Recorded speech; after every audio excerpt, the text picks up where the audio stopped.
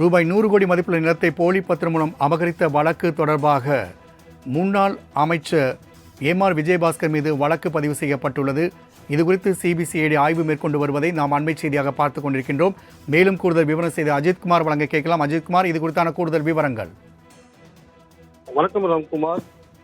100 கோடி மதிப்புள்ள நிலத்தை போலி பத்திரங்கள் மூலம் அபகரித்ததாக கரூர் மாவட்ட செயலாளர் மற்றும் முன்னாள் அமைச்சருமான எம்.ஆர். விஜயபாஸ்கர் உட்பட சிலர் மீது வழக்கு பதிவு செய்யப்பட்டு தற்போது சிபிசிஐடி போலீசார் விசாரணை செய்து வருகின்றனர்.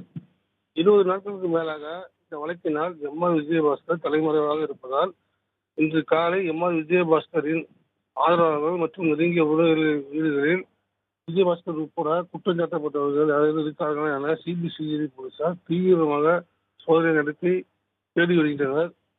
அது முக்கியமாக கரூர், வாங்கல், குப்புச்சிப்பாளையம், ரெட்டிப்பாளையம் போன்ற எம்.ஆர். விஜயபாஸ்கரின் ஆதரவாளர்கள் அதிகமான இடங்களில் இந்த சோதனையை நடத்தி வருகின்றனர்.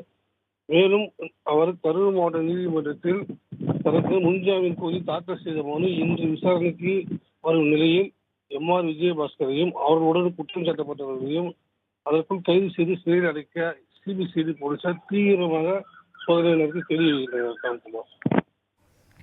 அஜித்குமார், தகவலுக்கு நன்றி.